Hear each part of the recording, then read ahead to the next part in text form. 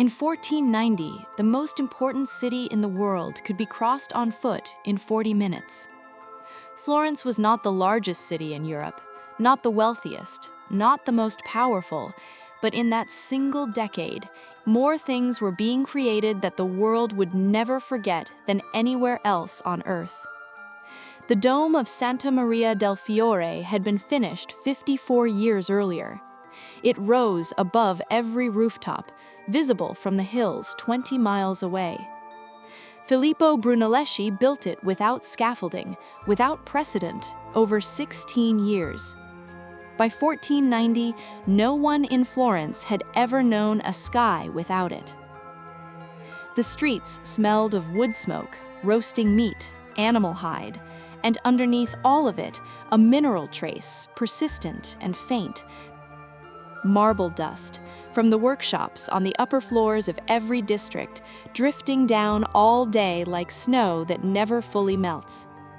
Before Brunelleschi, no one had built a dome that size since the Pantheon in Rome. Traditional dome construction required a wooden scaffold to support the bricks as they were laid. A scaffold large enough for Florence's opening would have consumed every piece of timber in Tuscany.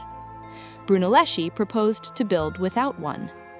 His solution was a double shell, two concentric domes, one inside the other, using a herringbone brick pattern that allowed each course of masonry to lock itself in place as it rose. He also invented the machines, the cranes that lifted material to the top, the tools his workers used, the safety systems that kept men from falling 100 feet to the cathedral floor. The construction took 16 years and killed no workers on site. When it was completed in 1436, it was the largest dome ever built. An archbishop consecrated it. The Pope attended the ceremony. The man who ran Florence was 41 years old and held no official title. His name was Lorenzo di Medici. The family had accumulated its power across 3 generations through banking, patronage, and a careful management of every relationship that mattered in the city. In 1478, a conspiracy funded by the Pope and the Archbishop of Florence tried to assassinate him in the Duomo during High Mass. Lorenzo survived, and within weeks had executed every conspirator, expelled the Pazzi family from the city, and convinced all of Florence that the attack had been an act of war against the Republic itself. The Palazzo Medici on Via Larga was not a palace in the way Versailles is a palace. The exterior was stone, deliberate, plain, Florentine. Inside was one of the greatest private collections in the world. Ancient Roman coins in wooden trays, labeled in Lorenzo's handwriting.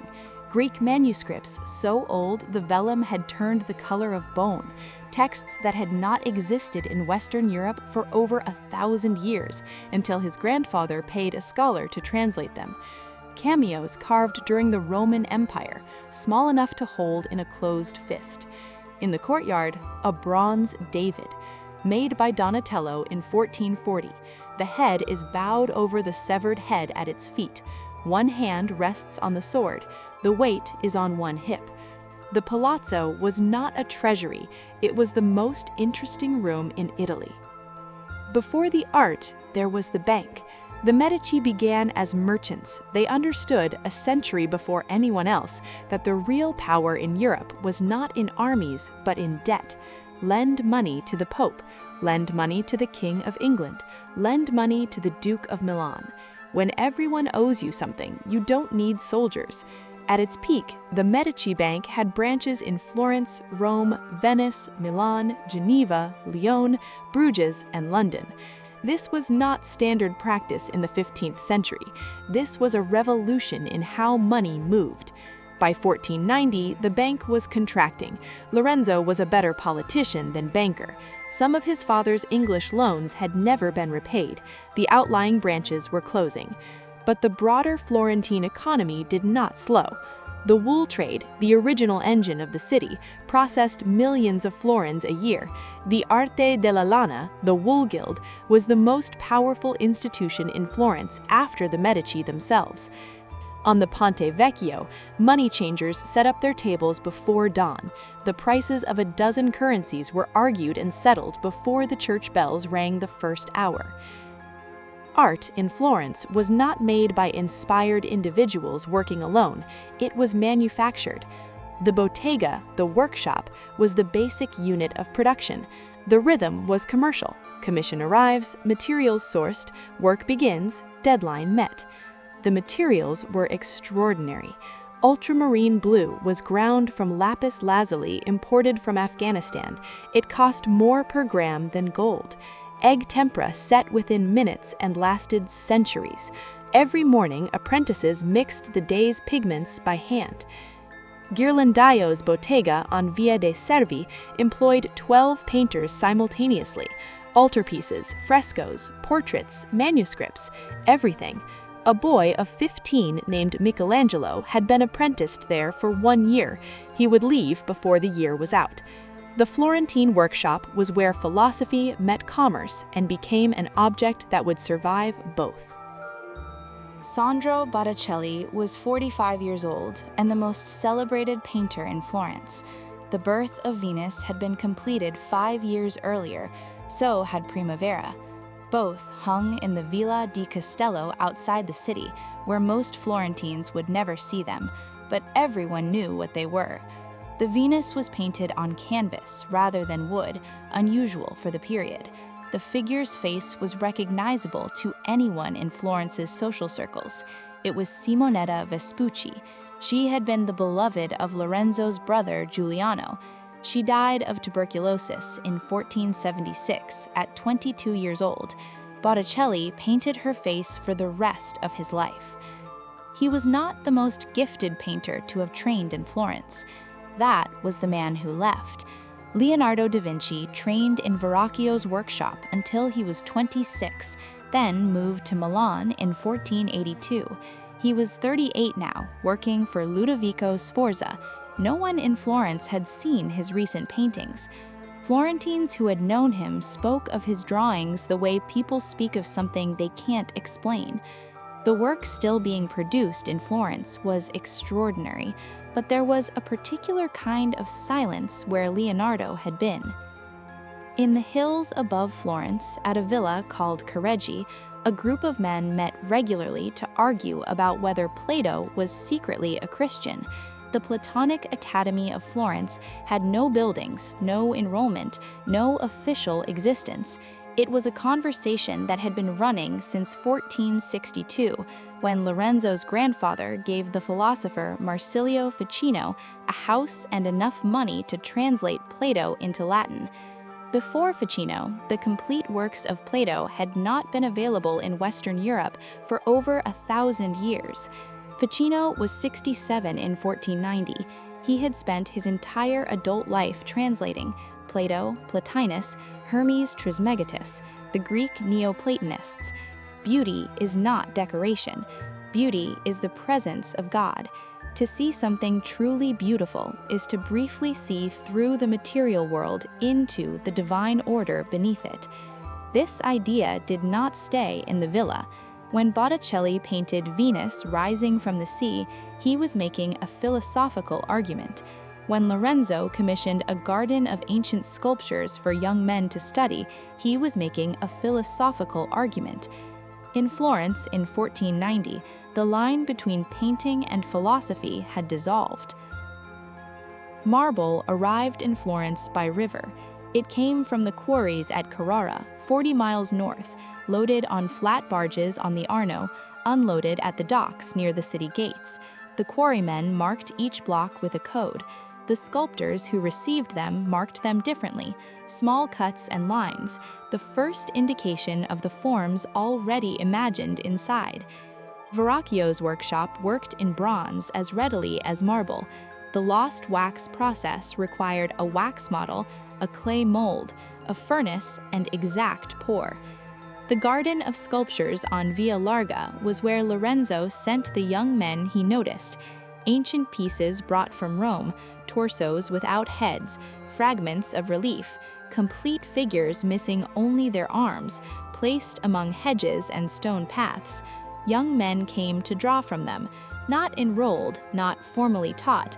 They came because Lorenzo permitted it, and because looking at these objects long enough changed what you saw when you closed your eyes. Below all of it, the patronage, the philosophy, the banking, a city of 55,000 people went about the daily business of being alive. The market at Or San Miquel opened before dawn. Grain, oil, candles, rope, leather, secondhand clothing. The sellers set up in the same spots every day. Some families had held the same spot for 100 years.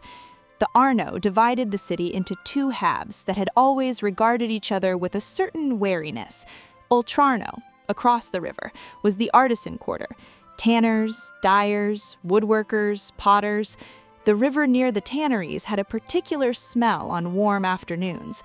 On the north bank, near the cathedral, the smell was different. Incense, fresh bread, the persistent trace of marble dust from the floors above. Women carried water from the public wells. Men carried goods through streets too narrow for wheeled vehicles. Children moved through the crowds with the ease of people who had never known open space. In the Piazza Santa Croce, groups of young men played a game they called calcio, a leather ball, two sides, rules renegotiated after every significant contact.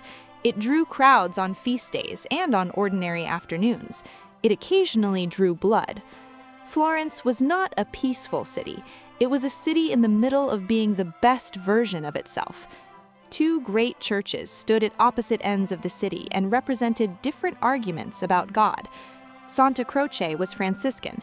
The Franciscans preached poverty, simplicity, the humanity of Christ. The church itself was enormous and plain, a wide gray nave, almost stark by Florentine standards. The walls inside were covered in frescoes painted by Giotto 150 years earlier, figures with weight, faces with grief, human bodies in recognizable postures. In 1340, this was not how people painted. Giotto changed what was possible, and every painter who came after him knew it. Santa Maria Novella was Dominican. The facade was striped in white and green marble. Inside, on the north wall, Masaccio had painted a crucifixion in 1427. It was the first painting in history to use mathematical perspective correctly. The sermons at Santa Maria Novella were drawing unusual crowds in 1490. A friar named Girolamo Savonarola had been preaching there for years. He was from Ferrara, 38 years old. His sermons were not about beauty or philosophy or the divine order Ficino translated from the Greeks. They were about corruption, about vanity, about a city that spent its wealth on gold and paint while the poor went hungry outside the gates. Lorenzo de Medici died in 1492. He was 43, the same joint disease that killed his father and his grandfather. His son Pierre inherited his position and lost everything within 2 years. The Medici were expelled from the city they had made. Michelangelo left Florence and did not return for 30 years. Leonardo never returned at all. The things made in Florence in 1490 are in museums in every major city in the world. Some are in private collections whose owners don't always know what they have. The workshops are gone, the botteghe, the garden of sculptures, the villa at Careggi where men argued about Plato every week, gone. What remains is the work. 500 years later, we still don't have a better word for what Florence produced in those years than the one they eventually invented: Renaissance, rebirth. They called it that in retrospect. The people living through it didn't have the word. They were just living in Florence in 1490.